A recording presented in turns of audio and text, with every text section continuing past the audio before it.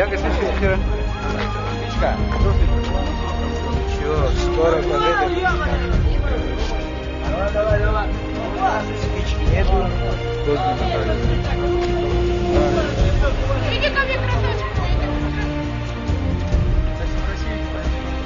Да, не сделаем.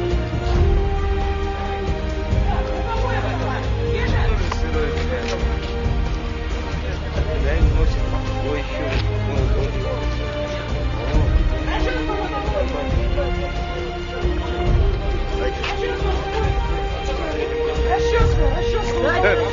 Расческа у кого есть?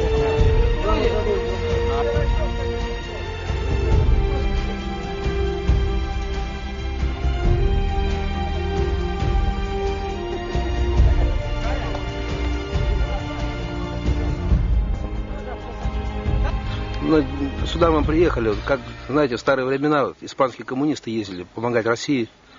Так и мы вот сейчас тоже так вот двое собрались и поехали помогать абхазской земле тут помочь. Ну и были задержаны в Грузии.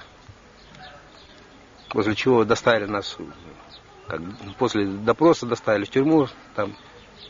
Ну и, соответственно, мы 2 месяца находились у них в плену уже. Как военнопленные содержались.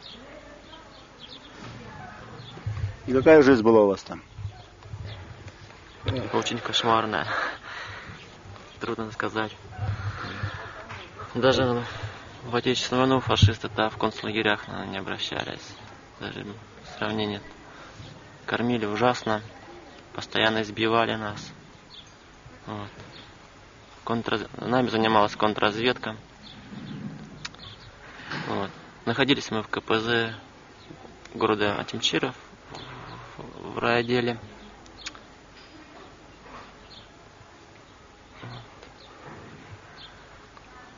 Условия там очень ужасные. В камерах вода, грязь, света в принципе не было там.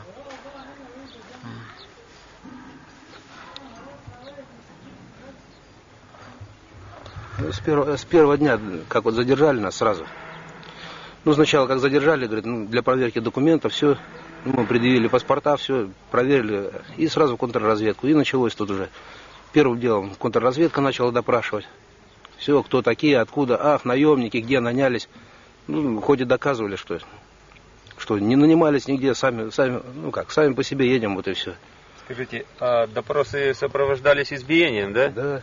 Постоянным избиением, постоянными издевательствами. Да, с первого дня там в контрразведку, это в городе Ачимчире, есть новый такой горисполком. На 2-м этаже, слева 2 двери. Там начальник контрразведки сидит, такого полного телосложения, такой коротко постриженный, черная майка, постоянно носил пистолет у него. Так фамилию не помните его? Не помню. Звали как? Звать как то-то его зовут. То-то. Вот. С ним было 3 помощников. Тимур, местные, чимчирские. Вот. Такой невысокого роста, телосложения, такого среднего, залысиной на голове. Фамилию не знаете тоже, да? Нет, не знаю. Знаю, что он чимчирский, из города Чимчира. И 2 помощников его. Их я не знаю. Вот, начальник, первый же день, когда вот нас задержали 3 июня 1993 года на станции, железнодорожной станции города Чимчира, нас сразу же привезли в райисполком этот начальник контрразведки и его помощник Тимур. Стали меня допрашивать. А 2 других сотрудника контрразведки допрашивали в другом кабинете Михаила. Сам Тимур с контрразведки в первый же день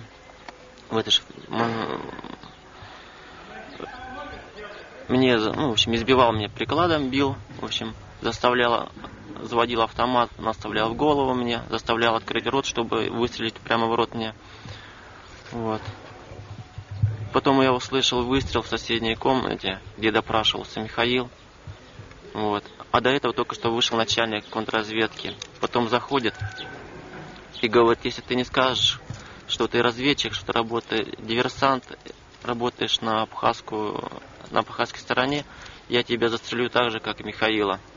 Вот. Они при этом смеялись, в общем, избивали. В общем, допрос велся. Нас задержали в 11 утра, приблизительно до 11 утра.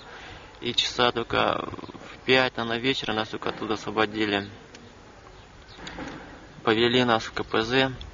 Там нас представили полицейским как Боевики. боевики Абхазии. Типа боевики Абхазии вот там с секретным заданием прибыли, типа как разведка. Разведка или диверсионная группа, чтобы типа, ну, что-нибудь сделать там, натворить. Что вас привело сюда? Просто же вас вы какую-то симпатию испытывали или знали каких-то абхазов? Или вообще, что вас привело сюда? Ну, мы ехали, в принципе, как, помочь. Помочь, что абхазский народ малочисленный, тут большая Грузия. Ну, Абхазия маленькая, вот и давит. Ну, поехали сами, как по телевидению ничего же нету такого, не показывают. Ну, и решили, как сами на месте разобраться, чтобы уже все тут было ясно и просто, и понятно. Ну, мы ехали с целью помочь. У нас, в принципе, мы ехали воевать. Можно перебивать Михаила. Можно понять, вот, взять элементарно простую атлас, карту взять, вот. Там четко написано граница Абхазия и Грузия. Посмотреть, где Грузия находится, в каком месте она находится на абхазской земле. Вот, в принципе, поэтому можно и за это элементарно вообще поехать в Абхазию помочь. У меня когда еще там сидел я в КПЗ, вот я не знаю даже, вот если бы не Абхазия, вот не эти добрые ребята, которые нам там рубашки потом выдали вот на абхазской стороне, да, накормили. Не знаю, что бы с нами там было. И вот когда я там сидел в КПЗ, я думал, что когда если выберусь в России обязательно дам интервью. Даже если деньги свои заплачу, чтобы прошло это по телевидению, рассказать, как действительно там грузинские гвардейцы, пьяные хадрионовцы, вот, издеваются над народом. Хватает не русских хватает, абхазцев, армян, грузинов не трогают. Идет гонение, чтобы одни грузины остались, вот мигрелы, грузины и все. А там вот если армянин, то сразу раз в тюрьму, там, ну, перед этим обработают, естественно. Как? Одного вот парня обработали, он неделю не мог встать, лежал на нарах. Не мог вставать. И в основном кто там? Абхазцы, русские, армяне. Ну, все только не грузины. И в основном всех там хватает, на возраст даже не смотрят. Это мы вот молодые были, только двое там. А в основном там под 60 лет, по 50 лет мужчины были, женщины были. При мне 25-летний там гвардеец, здоровый парень, автоматом бил абхазца. Ему 60 лет. Я фамилию, имя не помню его. Ну, в общем. Какие пытки, какие проводили конкретно? Вот за все время, 2 месяца, когда я там находился, вот меня 4 раза расстреливали. 2 раза контрразведка вводили на расстрел. Вот. Потом и 2 раза меня стреляли в самой Чемчирской полиции. Сам стрелял начальник ИВС. Вот. Такое полное телосложение, пролысина на голове. Вот. Он мне поставил в камере дежурной части, вот райотдела, вот, там была камера дежурная. Я там сидел один, вот, и он на глазах у всех милиции, там капитаны сидели, старшие лейтенанты, вот, гвардейцы, человек на 15, может 18 было их. Он мне поставил к стенке, сказал, что ты абхазский наемник, вот, пришел убивать грузин, поставил меня к стенке, к лицом. Вот. Я ему только спросил, сказал, что не стреляй только в голову. Он мне развернул лицом к стене, ну и, в общем, выстрелил в стену рядом, пуля прошла в стену. Потом он избивал меня, сказал, в следующий раз я застрелю окончательно. Потом сотрудник полиции, там же дежурной части, тоже пытался застрелить меня. Ну и гвардейцы приходили пьяные, постоянно 2-3, даже более допросов производили. Днем, ночью поднимают, пинают и начинают допрашивать тебя, кто, откуда. Как узнают, услышат, что русский, с Новосибирска, все, это им достаточно, чтобы ты был избит. Вот. Словом, фашизмом не назовешь. Этого мало. Фашисты, по-моему, гуманнее были маленько. Вот так смотришь, как концлагерь, там они работают. Но мы сидели, как эти вот, 2 месяца сидели в заперти, ни солнца, ни света, одна эта лампочка светит, там, ну, полумрак такой. И сидишь, дождь пошел, значит, под открытым небом сидишь, в камере вода стоит, сырость. Потом, когда солнце выйдет, начинается испарение. Ребята, к вам еще один вопрос, я перебью. Многих ребят, русских там или других национальностей, которые содержались вместе с вами, вывели, и они назад не привели, не пришли назад в камеру. Это не говорит о том, что их отвели где-то на расстрел или замучили где-то, может. Если вы знаете такие случаи, кого расстреливали, можете сказать. Вы не... Да, я приведу пример. Вот, с контрразведки Тимур. Вот. Он, когда узнал, что стреляли меня, он так смеялся. Я говорю, тебе, говорит, повезло, говорит. Там сидел русский парень до тебя и украинец. Их там расстреляли в камере. Да, там действительно были от пуль в стену стреляли, как будто, видно, что от пуль было следы. Он говорит, их вынесли и списали на войну. Сами контрразведчики мне говорили, что мы тебя застрелим, говорит, и а случае интересоваться с тобой будет из России, мы спишем тебя на войну, как будто под бомбежку попал наш гость, в кавычках. Вот я когда сидел в первой камере, привели 6 парней, абхазцев. Они во вторую камеру. Вот они ночь переночевали там, и все, потом увели. Ну, как вот, там, дежурный по этому КПЗ, я у него спросил, говорю, а куда дели? Он говорит, все, расстреляли, больше их нету, все. За счет войны они, умывают свои грязные руки, получается так. Так они говорят, что... Какие еще случаи были, например, человек мог терять сознание, это вообще, да. Были какие смертельные исходы, какие вот при вас? Ну вот при мне что было, вот сидел в третьей камере Артем, абхазец, маленький такой, его, когда меня привели... Ахсалба, Ахсумба, по-моему, или Ахсам. Вот он сидел, когда меня только привели, это 4 июня было. Привели, в туалет тут вывели, мы с ним начали разговаривать. Он вполне нормальный парень, разговаривает, все. А потом, когда его перед отменом, уже спустя 2 месяца, он уже, умом помешан, уже все уже. И сами эти сотрудники придут, посмотрят в кормушку, говорят, ты еще живой, тебя не расстреляли. Говорит, ты еще нормально разговариваешь, говорит, еще дурачком не стал, говорит, подожди еще. Смеются там, и вот еще там армянин, я не знаю, вот месяц, это в июне месяце его увезли куда-то, он тоже с ума сошел там в камере, во второй камере находился, с ума сошел. Его просто увезли куда, неизвестно куда.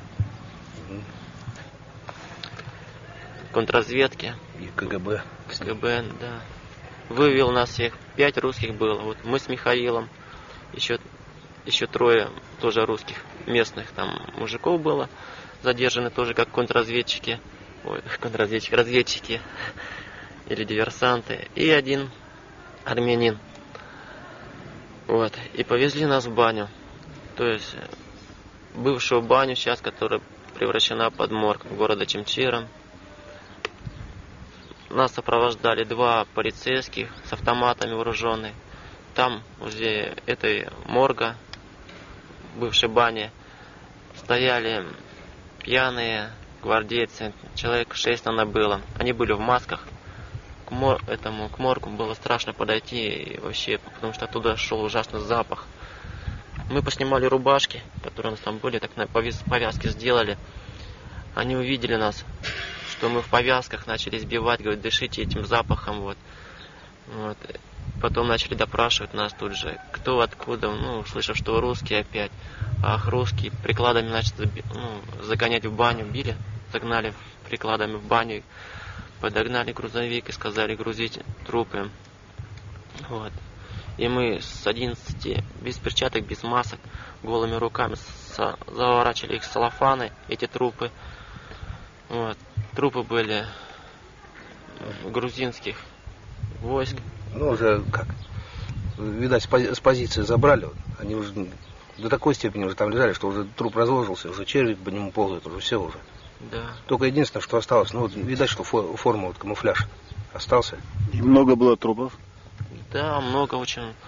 Мы, в общем, с 11 вечера до 4 утра возили, 2 вагона рефрижератора загрузили. Вот. И куда брали, вы не в курсе, куда доставляли груз? Их в Тбилиси отправляли, возили на станцию Чимчира и должны, вот они говорят, что в Тбилиси должны отправить. Вот. Там еще много вагонов стояло. Там было вагонов 8 или 10.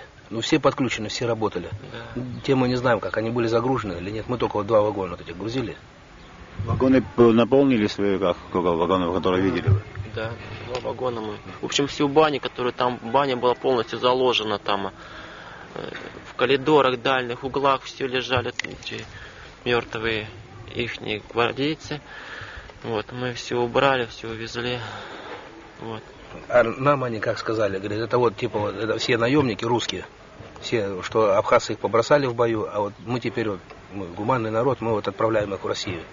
Ну а там видно было, как, ну, я по-грузински не умею читать, там бумажка такая написана, фамилия, имя и, ну, адрес, наверное. Вот. А вообще там, когда мы находились, это видели, это в общем беспредел полнейший там творится, там Чимчиры. Вот. И никому даже дела нет, что начальнику райотдела, который сам комендант города, вот, творит беспредел, хватает людей, привозит его задержанные, привозит и гвардейцы, и хадрионовцы, бросают в камеры. Контрразведка приводит все в райотдел, и ему как-то безразлично, кто там сидит в его же камере. Ну, считаю, что его второй дом, и не может посмотреть, разобраться, в чем дело. Нет вообще. Постоянно нам угрожают, говорят, что абхазцы такие люди, что они там пленных наших убивают, режут им уши. А сами тут же мне говорят, вот, с контрразведки, там Тимур водил меня, вот, когда вот показывал, вот там расстреляли мы абхазцев, вот там один абхазец остановил на Черном море, их выводили, расстреливали. Он сам принимал участие или находился там в этом, видел, как все расстреляли. Говорит, абхазец один, вот боец, разорвал себе рубашку, говорит, ну, выразился нецензурной бранью в адрес грузин, которые хотели, ну, хотят расстрелять его. Ну и они его расстреляли, он упал в море. В общем, много случаев было, когда расстреливали они. Вот. По фамилии никого не помните, вы кого-нибудь по фамилии, кого расстреливали, или вообще-то кто-нибудь говорил? Ночью Славика приводили. Он, ну, как в форме был тоже, но он русский парень был, Славик. Весь, ну как, ну весь в крови был, ну избитый был сильно. И вот он тоже ночь переночевал, утром его забрали, и все, он бесследно пропал. Откуда он? Он тоже из России откуда-то был. Как наемник представили, наверное, как наемник. Ну, а там все, или наемники, или диверсанты, или разведчики. Там таких нету. Со мной сидел вот Рябов Александр, ему, наверное, 39 лет, но он старше выглядит теперь. Он сам местный, чимчирский, вот, русский. Отец у него живет, я не помню, в каком поселке, но недалеко от Чимчира. Вот. Они живут с 80-го года здесь, в этих краях. Его ночью схватили, приволокли в контрразведку. Сам это же, опять же, Тимур, помощник начальника контрразведки. Еще с ним, как потом мне рассказывал пострадавший, били прикладами его, все подбивали у него. Потом его вытащили на площадку, там в горисполкоме все была расправа. Били его, пинали, по лестнице он падал, потом били его на улице, прикладами били его. Этот же Тимур с контрразведки и его помощник, там, гражданский молодой парень был. Ну, заставляли признаться, что контрразведчик, разведки работаешь или с диверсией приехал в Чимчир, чтобы совершить какую-то диверсию. В общем, он лежал вот со мной, лежал дня 4 даже. Ну, я воду им приносил, там, хлеб давал, чтобы он не мог встать, просто все отбили. Кормили там ужасно. Вода в основном, хлеб. Ну, может, раза 2-3 раза в неделю принесут полбанки супа, там вода, как и доголима. Еще говорят, мы вас кормим, как живете. Вот. Наши, мол, пленные там такое не видят. Я еще как полностью не отошел от этого. Не надо врать, тут, здесь не то слово, что человек. Тут все подходят, здравствуй, как живешь, что, все. Да, потому что когда мы пришли, когда нас обменяли, я, правда, сидел, не так, как сейчас сижу, там был забитый такой. Вот. мне сразу же, говорит, запугали просто там на грузинской стороне, вот чем через запугали, говорит, пойдешь, тебе уши забрели, все такое. А я когда обменяли, ребята идут такие, я говорю, вы будете нам уши резать, убивать. Он несколько раз так спрашивал, так в течение дня. Они смеются, говорят, да зачем мы тебя обменивали бы тогда бы? Мы вот не воевали, нас вот абхазская сторона, вот ребята подружились с многими, обменяли просто на гвардейцев военных, гвардейцев грузинских, которые воевали на грузинской стороне А против. вы этих видели военных? Да, видел. Они были здоровые, такие радостные, такие улыбались, не побитые.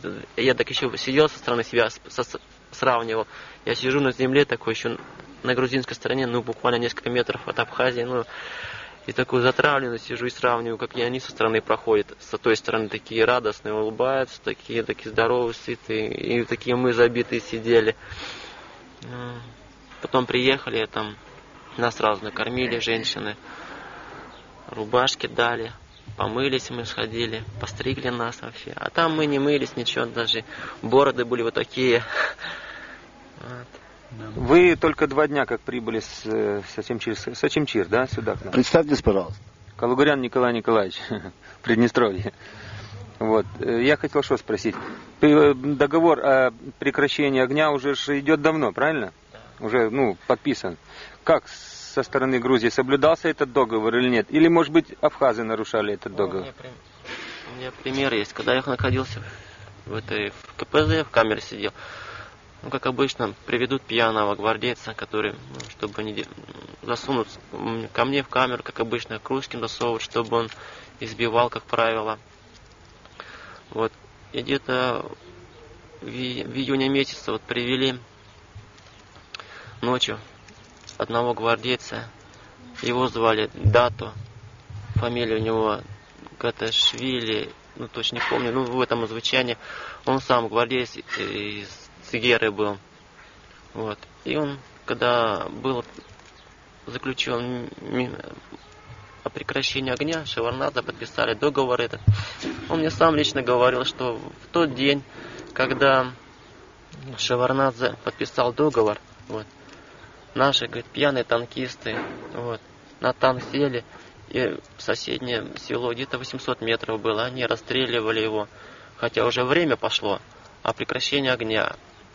Они расстреливали село, стреляли из танка по мирным жителям, по домам. Потом мы их кое-как успокоили. Как успокоили? Потому что кончились снаряды, или у них просто уже начали трезветь. Вылезли из люков танков и опять начали гулять, пить. Я знаю случай. Также знаю, что со мной сидел, как говорят, мне контрразведка говорила, у нас, на нашей стороне не воюют наемники, ни русские, ни чеченцы, Хотя я прекрасно знаю, со мной в камере сидел Салов Александр из Одессы, ему 42 года, он в 15-й танковой бригаде служил механиком-водителем. У них, не наемник, контрактник. Контракт подписывают на полгода. И он мне сам рассказывал, в боевых действиях участвовал против Абхазии. Сколько платили? 60 тысяч купонов платили ему. 60 тысяч купонов и выше. Это зависимо от задания, ничего. Сколько их было вообще-то, помню? Число, количество людей?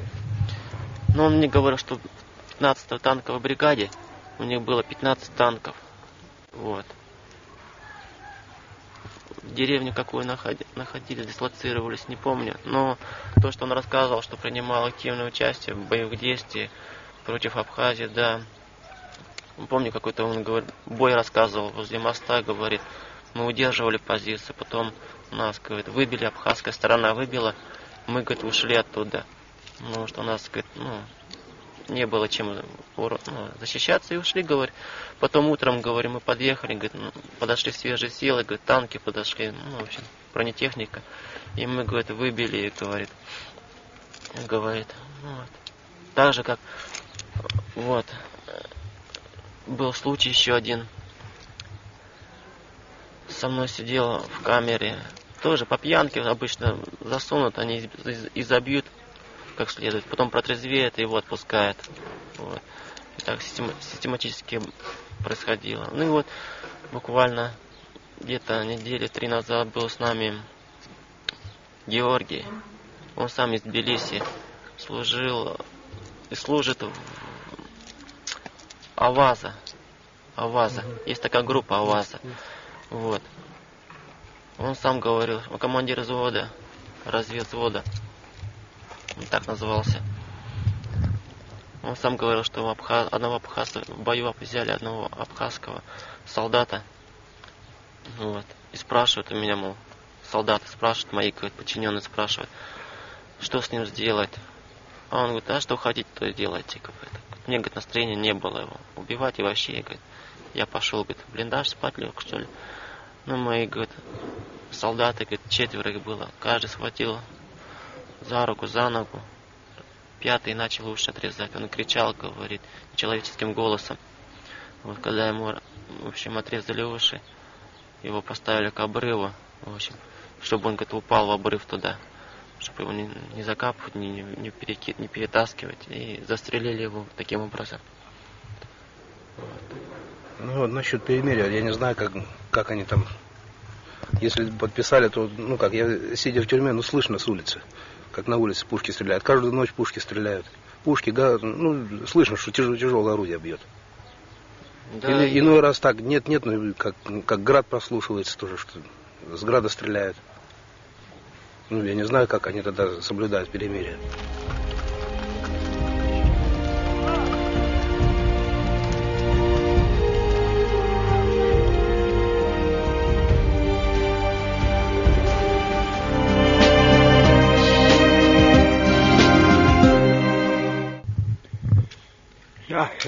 يغوبيوب ريبي جولا ريقا زعنا زداش سيكول بلازو بياكون يمشي هذا مزرقيا أبسنا كلا كخي يتسوامي عن كلا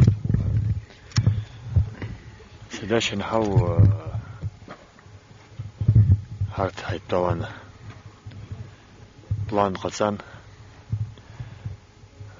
يحرك على زداش سيحمد سبتاليون قلنا كندغا كته حقهم بيخاو جرانز دوك خمار دخوكو دوك سنة عمي عن كبرى بلاني قد زغان يلا خناج كن سيرسينا حتى خرا زغان قشاون بي عاج كن سوو سرويت بوك بسكاوا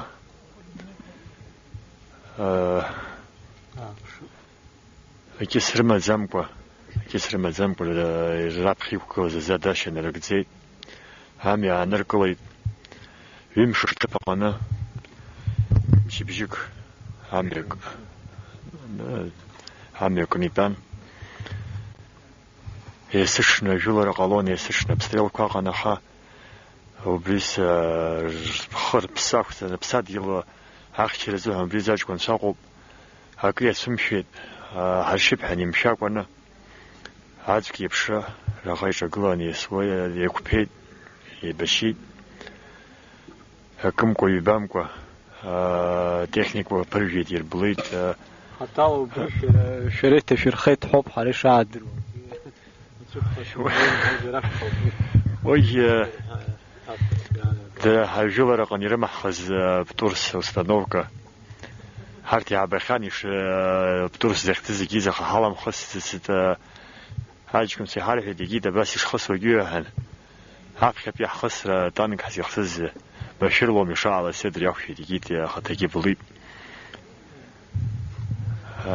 جيس وانسي جدا شتانك جولر عن رابخ القوان يعرقوز واجكم سي تدر خيط دار قوك بسكالة يبشي دا زداش حبخي قولز ندزوب هن يزس بخزود هكذا عاجكم سخوتيك قون خاري رمو بريوب حاشتخ هايتام سراك ونخ هايتاسنا شنه هناكم بلان زداش حمز نقزنا حاشتخ عسكنا حبيت أبخى تاخد سرات خوب هنا رحز خيقزو هنو يدغزم يسجيخنا وصدر ولوب هنا بس ويانا قود أبراد سبا يجطوب عيبش ينالغز أخيكوزز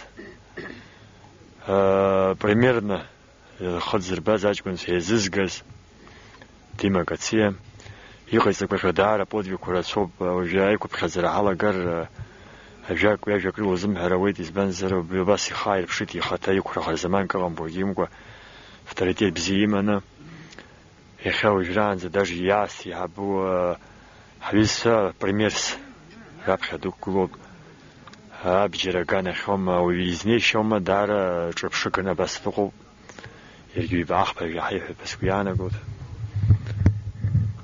شو سوي سراي شو تجزء سوارتيس تو حاج كنت شرقومي تابزيد اشتخنا هاس كازرقي يا خام رقو يا تصبح يوب خاجورة أكبر هاشت حق خزر شورا أخاكم قلنا يزهن داري رتنا هاشت تير خيط يريخ كوز هيخ كوز هاشت ساقزة زوجي سوارتيس تو خبروب أبسوا إبسادقي ويخشارو بخا دخا زاويكي داربني زاويكي أبسش ويتشوشو تبس أبس ونيوسكي أبسادقي ويكون خو أبسنرا إخي دار الخاكور زيد سخص هو كندا كتا هناخكوز حق خد حيجي تكون هيكس ربك هاقبنيه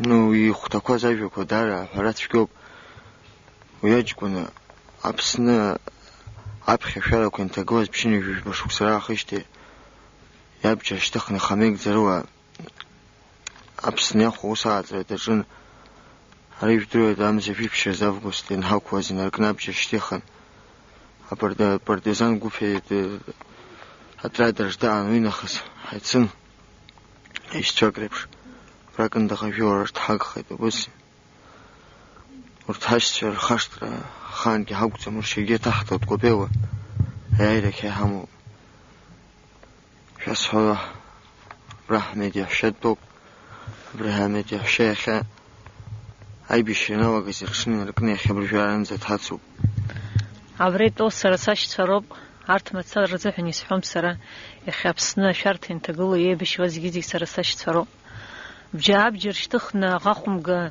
دشنا شخص زمو زرگي سرايخا يسل شالا ساش فسروا قلو هارينا خسكي سروا قلت أبسنا يعير غانزا أبسنا خياك ويتخانزا يسل شخو جزحن سخص يكزم سرا يخا براتق ديم شي حزيف شي حق خزاج كنت فرد شيو ساش تفرق ونور تهجلاك يتحقام زرگي وبرت رشاح ويتحنا يزص بخيد سرا ورت رخد زريج لحتى بخشر بحاز أبس نزخك وزدزيت فرون رخد نزد أي بشرش تحكي خشت بحسكو يعني قمصر أي راح زب شوب أرينا خسين خزاج كنت فاهمة شرنتير كومت أو بسيسها